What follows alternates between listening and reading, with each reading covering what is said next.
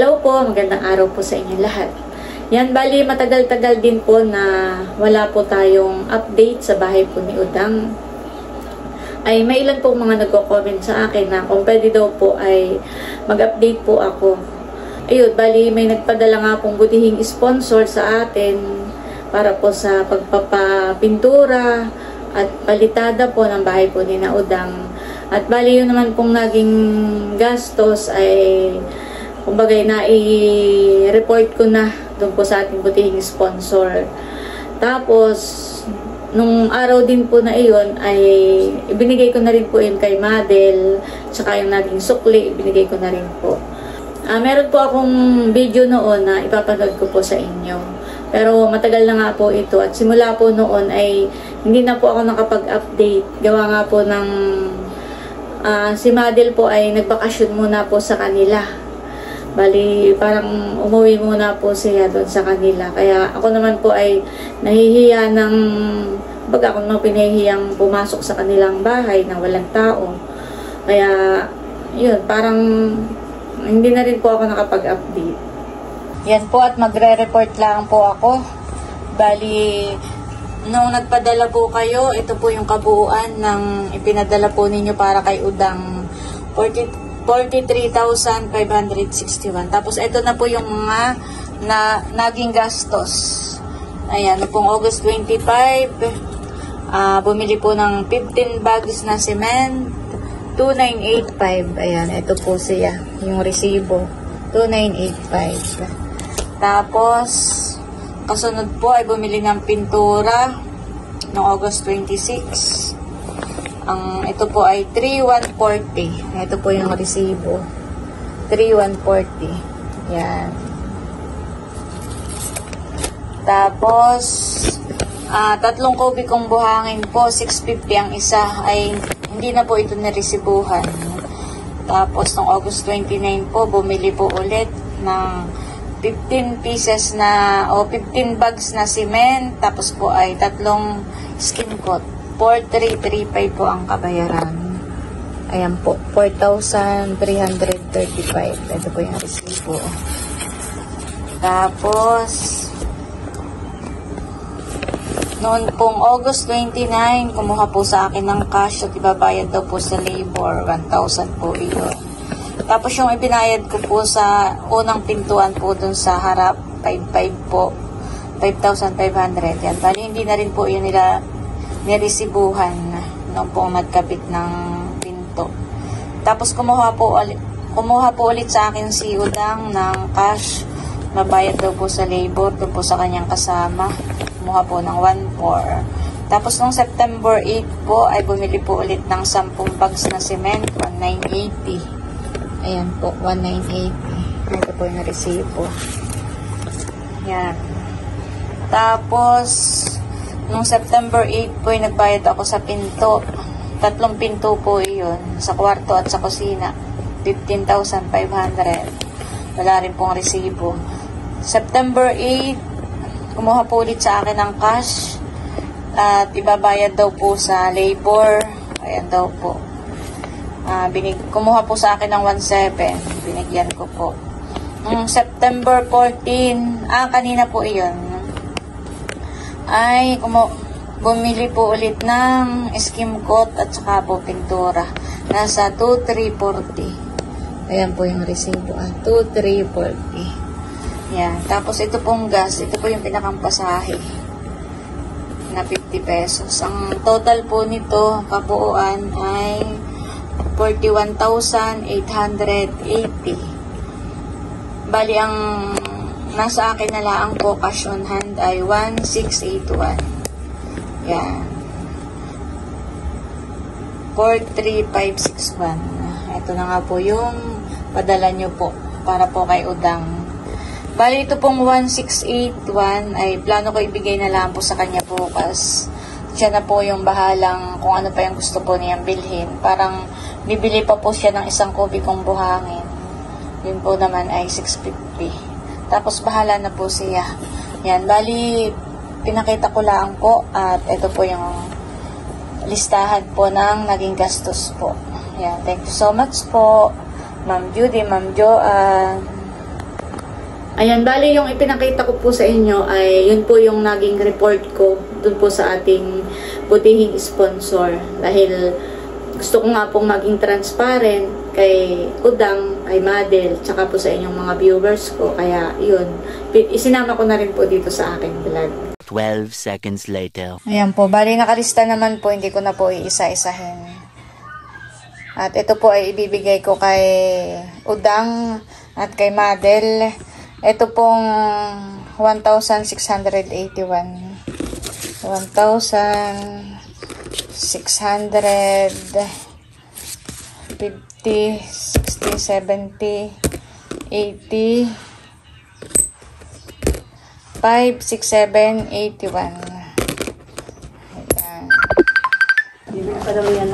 Si Madel po pala na dito sa kabila. Tulog. Okay, papasok. Bibigay ko na lang sa iyo itong 1A. Na dito po sila kana Ate Huya. Hello, Shan. O, bali ito yung mga resibo ng mga binili. Yan, hawakan mo yung resibo. Tapos ito yung lista ng mga naging gastos. Bali ang kabuuang pera na padala ni Ma'am Judy at Ma'am Joanne. Ito naman ay hindi minsan ang padala. Ito na kung ilang beses nagpapadala ay yung binuo ko na lang yung total. Yung total ng padala nila ito Tapos ito yung mga naging gastos Yan, nakalista naman din yan. Tsaka yung pag nakuha si Udang ng cash na pambayad sa nakakasama niya sa papalitada ay nadiyan din nakalista. Yan. Yun naman buhangin wala na yung kuwan, tsaka yung mga pinto. Wala yung resibo. Pero alam mo naman, nakalista naman din kung magkano yung pinagbayaran. Bali yung sukli diyan ay magkano? 1,000 yan 1,600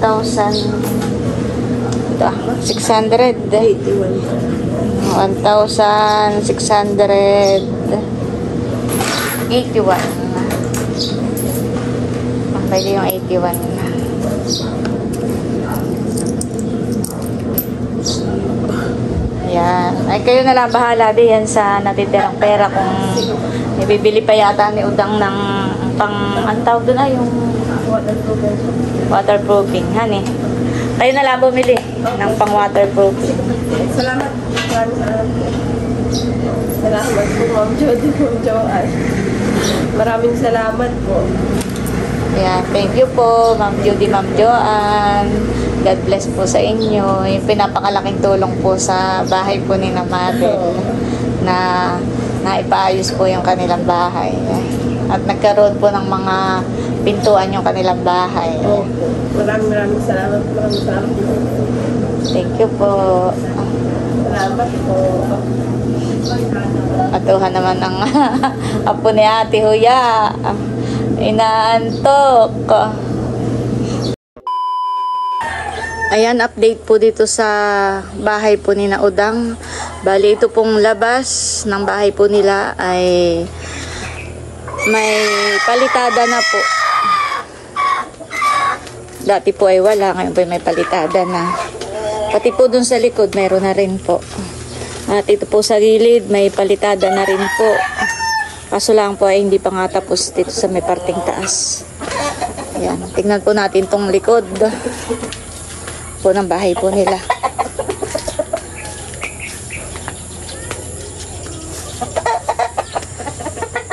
Ayan po, may palitada na rin po. Okay na po. Ayan, dito naman po tayo sa loob. Bali, may palitada na rin po itong loob po ng kanilang bahay. Ito pong salas. Ayan, may palitada na po lahat. Pati na rin po yung kwarto. Ayan si Ate Huya. May palitada na rin po. At meron na din pong skim coat. Yan. Maliwalas na po dito sa kanilang bahay. Thank you po, Ma'am Judy, Ma'am Joanne. Tapos dito po sa kwarto, ayan po, may ano na rin po, may pintura. Tsaka po dito sa kwarto po ni Nini. Dito po sa kwarto po ni Shane ay ayan po. Oh, may pintura na rin po. Ayan. Ayan po si Madel. Nag-impis po ng kwarto po ni Nini. Na kasi Nini maagap na gising. Ay, oh. Hindi po yung natulog kagas. Ako hindi sinon pa mag-update dito. Di ba't ikaw naman ay umuwi mo na sa inyo? Nagbakasyon po siya ng ilang araw sa kanila. Ako naman nahihiyang pumasok dito at mag... Kaya pasensya na po ngayon na po ulit tayo nakapag-update. Ayan po. Tapos dito po sa pinakang dirty kitchen po nila ay ito po. May pintura na rin po. Kulay pink din po. Madilim lang po at nakasarado. Tapos yung mga pintuan nga po ay naipaayos na rin po. Ayan. Tsaka ginawang sampayan muna po ng mga damit.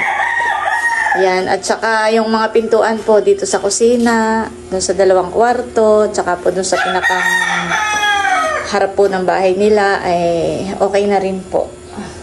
Saka dito po sa CR po nila, ayan, bali ito po ay may pintura na rin at may palitada ng lahat. Ayan, maraming salamat po ulit kay Ma'am Judy at Ma'am Joanne. Maraming salamat po, Ma'am Judy, Ma'am Joanne. Maraming salamat po. Yun po ay talagang napakalaking tulong po sa mag-asawa. Napakalaking tulong po na. More blessings pa po sa inyo at sana po patuloy kayong pagpalain ng ating Panginoong Diyos. Salamat po. Salamat po. O yun daw po ay nabili na pang waterproofing po. Ay hindi pa daw po lang na i-waterproofing po dito sa labas. Ayan. At gawa ng si Udang po ay may trabaho pa. Kaya hindi pa po magawa. Sige, salamat. Sige po, salamat po. May nagtanong po dati sa akin, nag-comment na, Ate Nels, bakit sa iyo ipinapadala yung mga tulong? Ibig po niya sabihin ay bakit sa akin pa kailangan dumaan yung mga tulong ng mga sponsor. Ay, siguro po ay dahil ako yung contact po nila. Noon pa man ay nung nagpapaayos pa lang po noon ang bahay din si Ate Huya, nag-sponsor din po sila. Ay sa bagay noon po ay hindi pa nagbablog si Ate Huya. Kaya isa rin po sigurong dahilan ay dahil na-i-vlog ko po. Naipakita ko kung ano na yung update doon po sa tulong na ipinadala po nila. At kung sakali naman po, halimbawa na kukuhain nila sa akin, hihingiin nila sa akin yung cellphone number, yung contact number po nung gusto nilang tulungan, yun naman po ay aking ibinibigay. Wala naman po problema sa atin iyon. Kung direktang ibigay po sa kanila ng sponsor, ay wala po tayong karapatan doon. Wala pong problema sa atin iyon. Saka yun nga po siguro, kaya sa akin din ipinapadala dahil nga ako na yung contact nila, tapos po ay nai-vlog ko yung update kung ano na yung nangyayari dun sa pinapaayos po. At ako naman po ay sumusunod lang sa kung ano po yung nais po nung ating butihing sponsor. Halimbawa, may nagpadala po sa akin, "Oh, Nels, pakibigay mo ito kay ganito, ganyan." O, yun naman po ay pag sinabi na, "O, ibigay mo yung ganitong halaga kay ano." Halimbawa, nagpadala po ng 10K. "O, Nels, pakibigay mo kay..." So, yun naman po ay ating ibinibigay. At yun naman po ay sinasama ko rin talaga sa vlog para transparent po tayo. Yan. Pero pag sinabi po nila na, "Oh, Nels, gusto kong ipagawa natin yung ganito, ganyan." So, pansamantala po ay ako muna yung humahawak po ng pera. At pagkatapos po nung, halimbawa, pagkatapos na pong ipagawa iyon, ay yun naman po ay nire-record ko lahat ng mga nating gastos, magkano pa yung nating sukli. At yun naman po ay binibigay rin po natin doon sa tao na gusto po nilang tulungan. Ayun. At ako naman po ay sobrang nagpapasalamat sa ating Panginoon Diyos dahil hindi man sa akin nagmula yung tulong, ay ako po ay nagpapasalamat dahil ako po ay naging instrumento. Ayan. At higit sa lahat, ako ay nagpapasalamat po kay Ma'am Judy at kay Ma'am Joanne dahil sa pagtitiwala na ibinibigay po nila sa akin. Maraming salamat po. Ayan, at bali, hanggang dito na lamang muna po ulit itong aking vlog. At muli, maraming salamat po ulit sa inyo lahat sa walang sawang pagsuporta at panonood. Mag-ingat po tayo palagi at God bless po sa inyo lahat. Bye-bye!